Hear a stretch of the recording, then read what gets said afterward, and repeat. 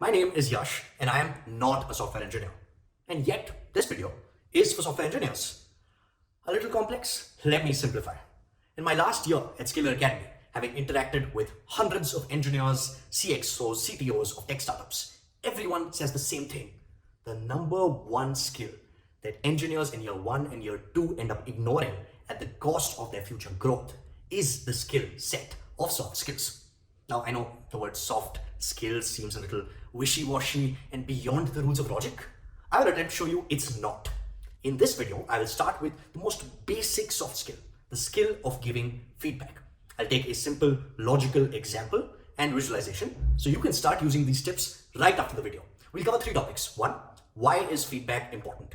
2, how can you start giving and receiving feedback? And 3, a checklist to start executing feedback right away after this video, tonight, tomorrow, whenever you have your next conversation with your manager. All right, so let's get into it. Why is feedback important?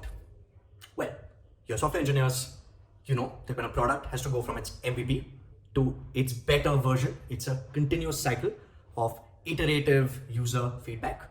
Facebook 10 years ago, very different from Facebook today. In some way, you are also a product and can apply the same principle of iterative feedback about yourself to become a better version again and again and again. A little bit theoretical, let's make it more concrete. On the x-axis, why don't we plot everything you know about yourself? On the y-axis, plot everything others know about you. 4 quadrants emerge, very simple, set of common knowns, set of common unknowns. The power of feedback lies in the other 2 quadrants. 1 is the set of what you know, but others don't. It's your hidden side. The other is what you don't know, but others think of you and others know about you. That's your blind spot. Still a bit theoretical? Let's make it real with an example. Let's say Rahul is an SD1 at a tech startup. He thinks he is dependable, organized, logical, and a little bit nervous because he's just starting out. When his manager asks everyone about him, people agree, yes, he is dependable, logical, organized. Set of knowns. Set of unknowns remains unknown. But Rahul knows about himself that he is nervous and others necessarily don't. That is his hidden side. Whereas others perceive this nervousness as Rahul being irritable, and that is his blind spot. Now we've talked about user feedback for products, therefore for you, with a 2x2 axis and these 4 quadrants, and the quadrant of blind spot being important and your hidden side being very important.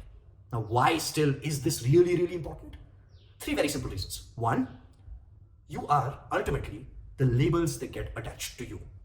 Now the human brain doesn't remember everything about everyone. It takes extraneous information out of the equation and remembers a simplified representation of another person with the most basic labels that come to mind. Think of someone you knew in college. You probably remember that they were intelligent, that they were a little bit lazy, they love food, and they were very stressed most of the time, especially before exams. That's all you remember. You may not remember why they were so stressed, exactly why they love food the way they did. And so you remember them as labels, your colleagues remember you as the labels of dependable, organized, logical, but irritable if you are Rahul. So labels are how people see you. That's number 1. Number 2, labels are sticky and they're difficult to wash off. They're like a stain on a white cloth with Surf Excel. It could be a good stain, it could be a bad stain. It's difficult to wash off, and the longer you let it stick, the more difficult it becomes. So people think of you as labels, and they typically are sticky and difficult to wash off. That's number 2. Number 3, these are the labels that determine your future growth. Your skills and your hard skills and your tech skills are a necessary condition. But from the time you're allocated a project, to the time you change a job, to the time you become a CTO, the labels are what enable reference checks and people's perception of you. So it determines to a large extent how you grow and how people perceive and want to work with you.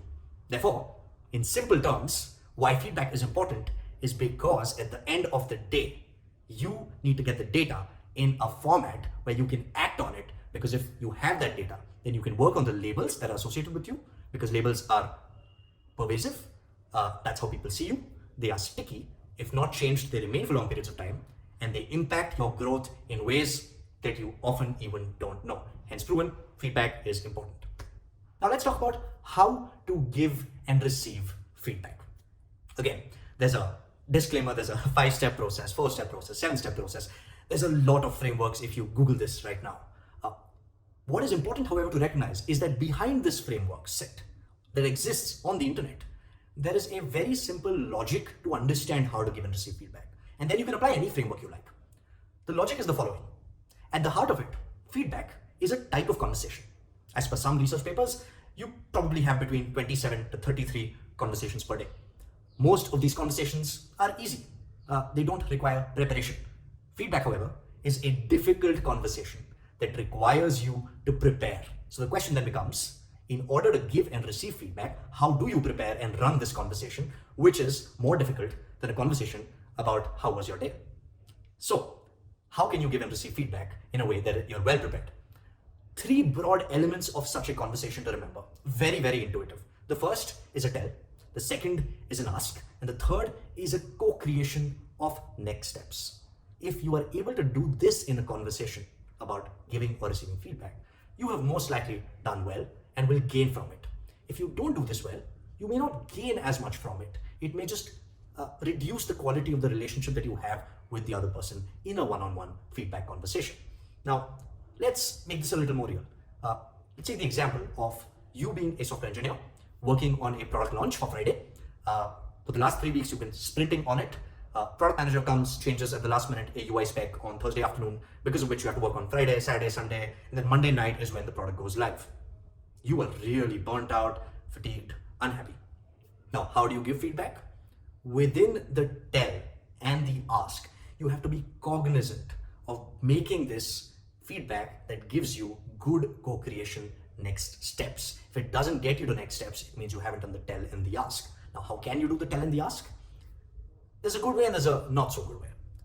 Now, one way of doing this is to say, hey, listen, you call up the product manager on Tuesday and you say, why did we change all of this kind of specifications at the last moment? I had to work all weekend. I'm burnt out now. It was very stressful. I had to redo the entire work. It was not a good use of time.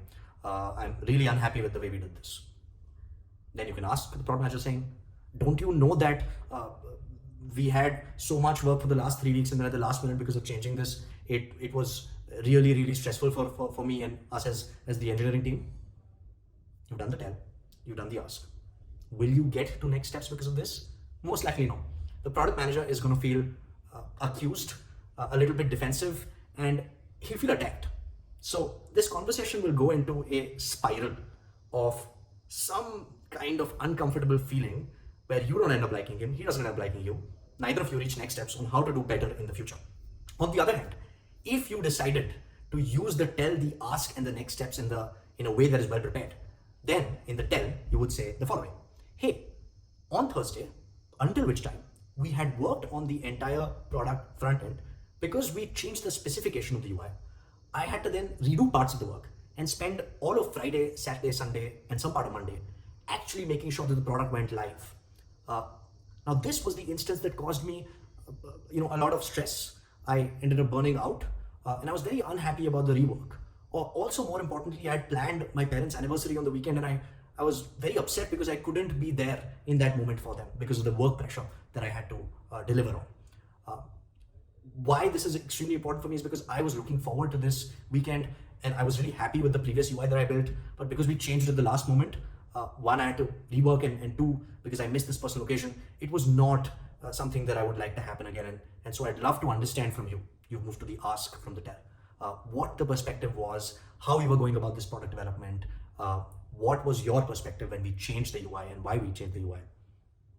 In the tell, in this case, you have outlined a specific instance, which is the change, the emotion, the set of 3 or 4 emotions that you felt because of that change, and the why you felt the emotion. It's not an accusation. It's a bringing up of your perspective. That's the good tell with those 3 elements. Let me repeat. The tell elements are the specific instance, the emotion, and the why of your emotion. Now, in the ask, the difference between the last not so good and the good example is you asked a close-ended question in the not so good example. You said, don't you know that this is something that would have caused us stress? That's a binary, yes or no. Close-ended, no. Ask an open-ended question. What was your perspective in this whole instance? How are you thinking about the work and the work planning for us as the team so that this goes live? That's an open-ended question. It gives the other person a chance to respond without feeling attacked. And that is going to set the stone for good next steps. Otherwise, the previous close-ended question is not going to get you to next steps. Now, in this case, it is likely that the product manager will give you a perspective that maybe there was a last-minute business change or 10 new user insight calls that led him to believe that this was a very important launch blocker, because of which he changed it. He made the mistake of not giving everyone the full clarity on why this change is as important as it is, but he knew he was taking a measured call. In fact, there were 10 changes to make. He prioritized only 2. Otherwise, you would have been working for 5 more days, not 3 more days. And the moment you got to know that, you probably got a sense of the perspective that he was coming from. So the ask enabled him to open up. And he also, in that case, apologized for not having given you the full context and not having known about your personal commitment on the weekend.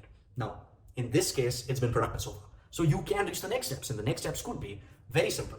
To do that, always put an owner and a date against the next step.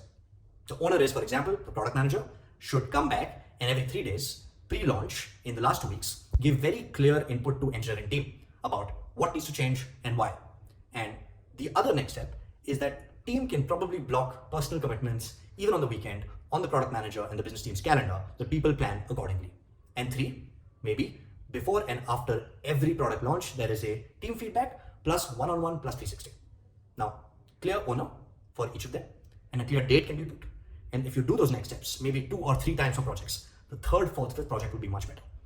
Let me step back and say, in this video, so far I have covered why feedback is important, which is because it is an iterative loop, and the knowledge of feedback about you will enable you to work with the labels that you have and make sure that these labels that are unhelpful don't stick.